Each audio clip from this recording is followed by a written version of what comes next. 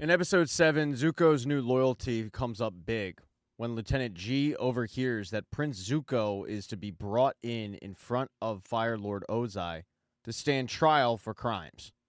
So Lieutenant G runs to Iroh and Zuko and tells them the bad news. Hey, you're about to be arrested, man. We gotta figure something out here. And for the moment, the only thing that they can do is just get Zuko to safety. That's gonna mean he gets in a lifeboat, he heads out, and he gets somewhere that's not anywhere near Commander Zhao. So they do that. They put him in that lifeboat. They put him out to sea. But shortly after he leaves, he looks around the lifeboat and he realizes that he's been set up. There's blasting jelly all over the boat. And he wasn't set up by Lieutenant Lee. Lieutenant Lee legitimately overheard a conversation. He was set up by Commander Zhao. Zhao put that story out there knowing that G would hear it, knowing that G would run to Iroh and Zuko and let them know. So maybe a minute after the boat leaves, it explodes. Luckily, Zuko had seen all the jelly in the boat before it exploded, so he hopped in the water and he avoided that explosion. He swims back to the boat, and he poses as just a soldier. The only person that really knows about it is Iroh. As for Commander Zhao, he goes and puts a Razzie-level type acting performance on in front of Iroh, saying how mad he is, how he's going to pay back whoever did this. And Iroh says, I know who did this. And Zhao gets a little bit tense, but Iroh says it was Lord Ozai. And Zhao tells him, that changes things. I mean, I do sympathize, but the Fire Lord recently gave me the honor of leading a great armada. And along with that armada came orders to conquer the North. We know the Avatar's headed there. It's where the last great waterbending stronghold is. And Iroh looks at him and nicely tells him that he's not really equipped to do that. But Zhao says, no, you're right. I mean, I don't really have the experience, but that also means I don't have some failure with it, which you can't say. A little while later, Iroh actually sees the plans that Commander Zhao has for this battle, and they're horrible. And that's just a suicide mission. Other people have tried, and the waterbenders are no joke. But Commander Zhao tells Iroh that he has something no one else had, destiny. And he pulls out this wooden box that has the waterbender symbol on it, and he tells Iroh, yeah, I've got destiny on my side. Now, Iroh has no idea what he's talking about, but he does relay all of these plans to Zuko because he wants to know if Zuko has a plan to retake the crew. And no, Zuko doesn't have a plan at the moment. Iroh mentions how he's shocked that Commander Zhao is so confident. It's as if he's working with somebody much smarter than him. And in fact, Commander Zhao is. He's working with Princess Azula, who is still at home, still training, and pissed off. She's sick of the stupid little test that her father puts her through. She is clearly the best soldier that they have, by a mile. But she feels like nothing she does is good enough for her father. So she continues to train harder and harder until she finally gets what she feels like is hers. That's the heir to the throne. At one point, it becomes time for yet another test, and she's had enough and says, no, I'm not doing it. She goes to walk away from him, and he throws a fireball at her, so to get his attention, she conjures lightning in her hand and shoots a lightning bolt into the sky. Then she tells her father, if you want to test me, set me loose. Let me go into the world and show what I can do. And Ozai gets a big smile on his face. Looks like Azula is going to be headed to the north.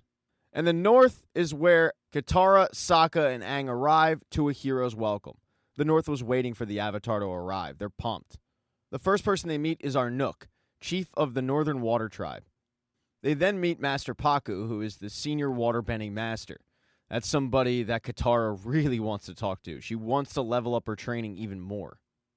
And then they meet Princess Yue, who right away gets the attention of Sokka. And look, she is beautiful, but Sokka can't stop staring because he feels like he's met her before. And that might be because she has the same hair clip as the fox from the spirit world.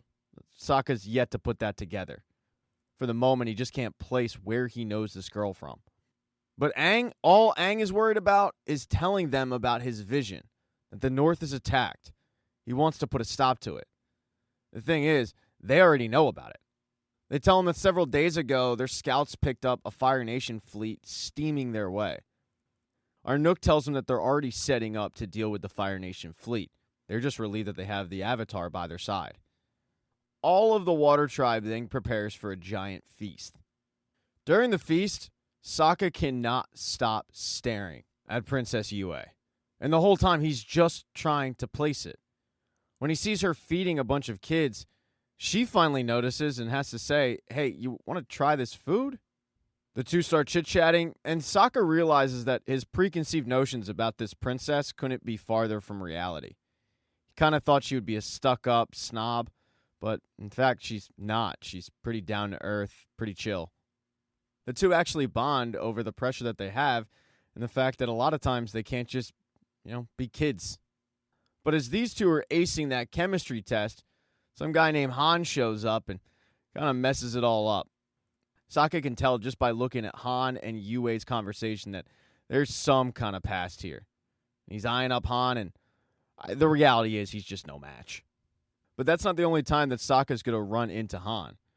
After everybody eats, Sokka and Aang go to meet with Arnuk and Master Puka, and Han actually wants to take Sokka aside and pick his brain. And Sokka can't quite figure out why, but Han tells him it's because you're the only one with experience in battle. And for a kid with severe confidence issues, that's a confidence boost. That leaves Aang to talk to Arnuk and Master Puka, and they want to know what Aang's feeling is about the battle. Aang lets him know that airbending is really just a defensive attack, but Arnuk tells him you're not just an airbender, you're the Avatar. And that's when Aang has to break the news to him that he doesn't know how to do any other disciplines. That's the whole reason he showed up. He wanted to know if they could teach him. And that's a pretty big surprise to him. They heard about Aang's legendary battles, how he's defeated monsters, saved communities. They ask him how he's done that, and he says, help with my friends. And Puka tells him, yeah, that was kind of dumb. You probably should have focused on your training during your journey. And this is not the first person that's told Aang this. In fact, every Avatar has basically told him, you got to ditch your friends. It's not going to end well if you don't. The Avatar isn't a team sport. It's a solo mission. And with so many people saying it, it does have Aang thinking maybe they're right. Maybe he's putting his friends in danger.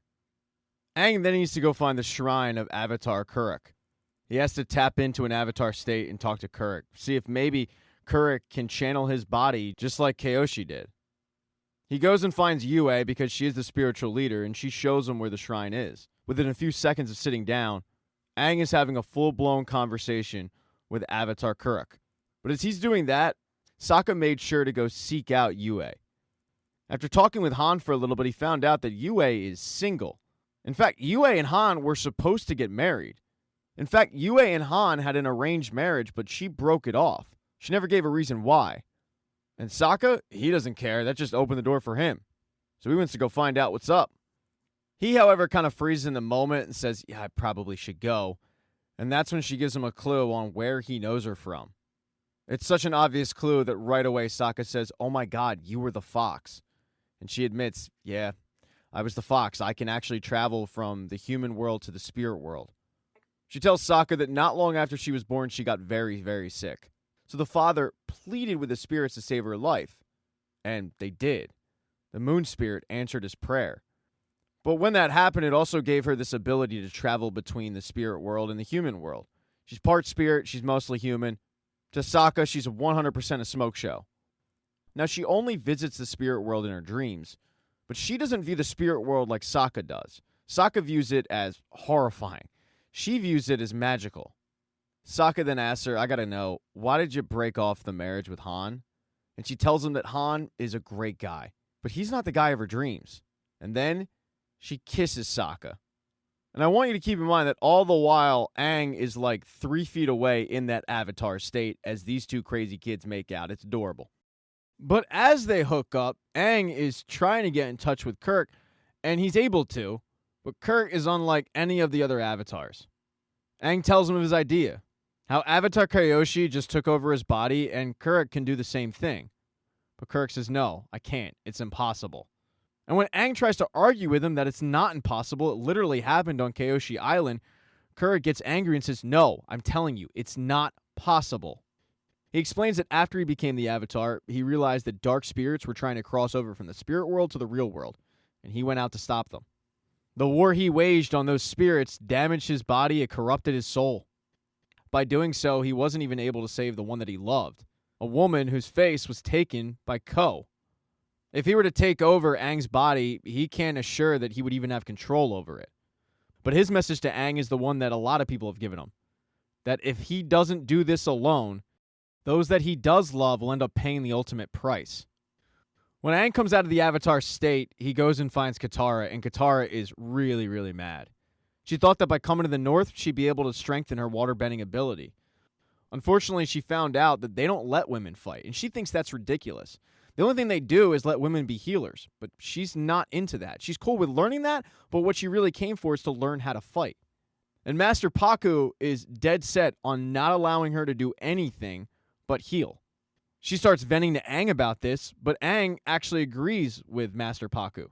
Because after talking with all these different avatars and hearing so many people tell him that those that he loves will end up perishing if he doesn't do this alone, he can't risk it.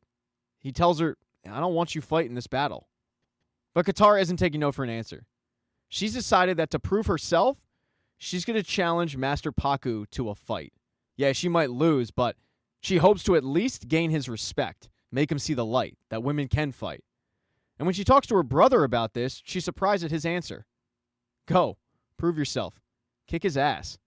So she goes out and she challenges Pakku to a fight, but he doesn't want to fight a girl. Katara, though, doesn't give him a choice. She pisses him off so much that he enters the fight and the two get at it. And while Katara does lose, she does end up gaining Pakku's respect. Her skills are elite. Unfortunately, when she asks Pakku, so can I fight? He says, no, you're not allowed to. But as he's walking away, nobody's talking to Pakku. Everybody is talking to Katara. They're amazed by her ability. She did something that no one else was really able to do, even though she lost. So she clearly gained the respect of everybody in the village. It's giving Pakku some second thoughts on the matter.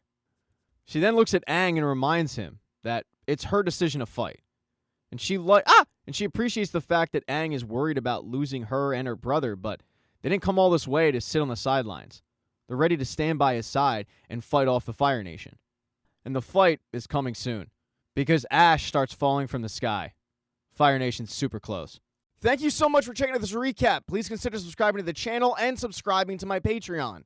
Hit thumbs up if you liked it. Smash that thumbs down button if you thought it sucked. If you left a comment, I don't get back to you. I usually don't check the comments unless they're like a super comment. Also, if you don't see the next video up on the end screen, not to worry, it'll be up in a day or two.